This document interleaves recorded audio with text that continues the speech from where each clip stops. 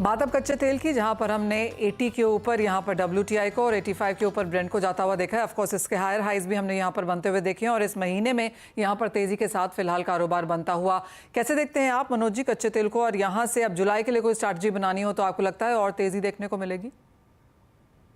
बिल्कुल मनीषा जी, हमने देखा है कि कच्चे तेल में जून के महीने में बहुत ही अच्छी बढ़त देखने को मिली है। जहां तक डिमांड का सवाल है तो यहाँ पे इंटरनेशनल एनर्जी एजेंसी की जो रिपोर्ट्स आई थी, उन्होंने भी जो सेकेंड हाफ है 2024 का, वहां पे 2 लाख बैरल प्रतिदिन से जो डिमांड है वो बढ़ाई है। और रेट कट का जैसे हम बात कर चुके हैं कि वो साइकिल यहाँ पे स्टार्ट होता हुआ नजर आया है। जियोपॉलिटिकल टेंशंस भी बने हुए हैं, तो वहां से भी कीमतों में लगातार सपोर्ट्स बने हुए हैं। तो हमारा मानना है कि जो नेक्स्ट मंथ है वो भी बेहतर रह सकता है कच्चे तेल के लिए।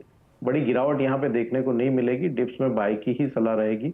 हमारा मानना है कि जुलाई महीने में 76 से 86 का जो रेंज है वो रह सकता है कच्चे तेल के लिए। WTI की बात करें तो यहाँ अगर कोई भी डिप आता है 100-150 रुपए का वर्तमान लेवल से 6650 से 6600 के दायरे में, तो वो एक अच्छा लेवल होगा बाइंग के लिहाज से। हमारा मानना है कि 6400 के स्तर जो है ये महीने में होल्ड होते हुए नजर आएंगे, और ऊपर में 7100 7200 वहां तक के भी जो स्तर है वो देखने को मिल सकते हैं। तो यहाँ डिप पे बाई की सलाह रहेगी, और एक जो पॉजिटिव मोमेंटम बना हुआ है वो नेक्स्ट मंथ भी कंटिन्यू रहना चाहिए। ऑलराइट अनुज, आप कैसे देखते हैं? आपको भी लगता है कि तेजी यहाँ पर बरकरार रहेगी, मोमेंटम हायर है? बिकॉज ज्यादातर wall street banks and brokerages यहाँ से काफी ऊपर के स्तर बता रहे हैं कच्चे तेल के लिए नेक्स्ट क्वार्टर में।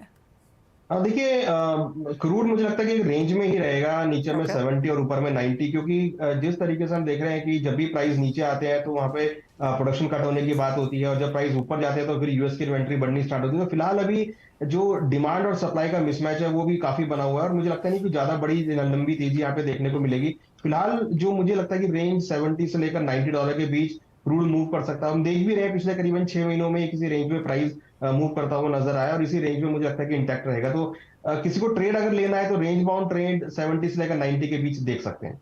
ऑलराइट, तो $90 तक यहाँ पर जाने की एक्सपेक्टेशन है। कुणाल, आप कैसे देख रहे हैं प्राइसेस?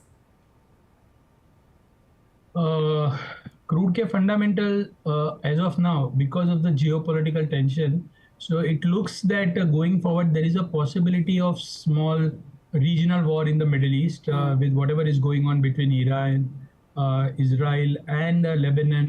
So ऐसे हालात में ऑयल में पोजिशनली सेल नहीं करना चाहिए। सेकेंड, वेस्ट से डिमांड ग्रोथ थोड़ा कम हो रहा है, स्पेशली अब देखेंगे जो रीसेंट नंबर्स आ रहे हैं। सो वेस्टर्न इकोनॉमी में because of the higher interest rate उसकी जो लैग इफेक्ट है, going forward we are going to see that. So the demand side doesn't look very lucrative. Supply side पे अगर आप बात करेंगे तो सप्लाई साइड में जो ओपेक का कंप्लायंस है वो कहीं ना कहीं ब्रीच होता हुआ नजर आ रहा है। So the only thing which is driving oil prices is tension in the Middle East, and possibility of any major geopolitical can lead to a spike in abrupt spike in oil prices. So my view is 75 seems to be the bottom for WTI. On the upside 88 to 87 to $88.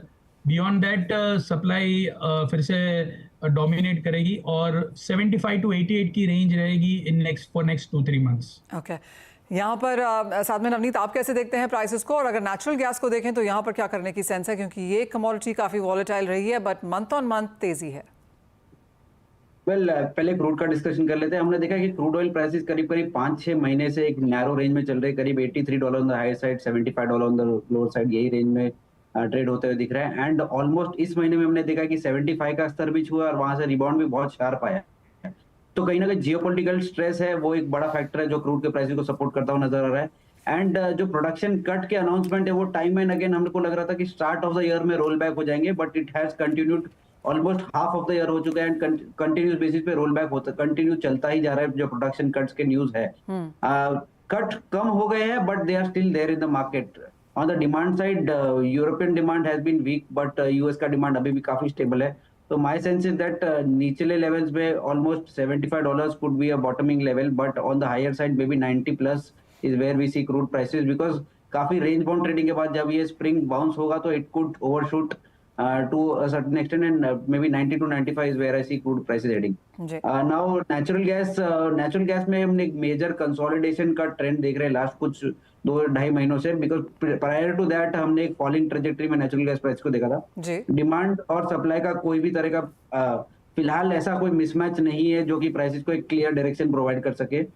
Of course जो trend technical parameters indicate कर रहा है कि prices almost have hit the bottom, and अब यहाँ से 220-230 के आसपास भी अगर प्राइसेस आते हैं तो एक बाइंग अपॉर्चुनिटी से ट्रीट होंगे। ओके इनिशियल लेवल में आप 200 के आसपास जब तक ब्रीच नहीं होता, you can keep adding long position, and eventually we will see prices heading toward 270-280 levels. All So right. larger trend for natural gas is bullish, and buy on dips could be the recommendation. यानी कि energy pack आगे भी बरकरार तेजी में रह सकता है और जुलाई के लिए भी यहाँ पर बढ़त की एक्सपेक्टेशन है। कच्चा तेल एक्चुअली यहाँ पर 87, 88, 90 तक के स्तर आपको यहाँ पर दिखा सकता है। तो ये of course non agro space है जहाँ पर जुलाई में आप कैसे कारोबार करें, क्या इवेंट्स देखें, वो आपको बताया गया है। बहुत शुक्रिया आप सभी का साथ जोड़ने के लिए और उसमें मदद भी करने के लिए। इसी के साथ फिलहाल इस कार्यक्रम में इतना ही समय है, मुझे दीजिए इजाजत, लेकिन आप बने रहिए CNBC आवाज़ पर।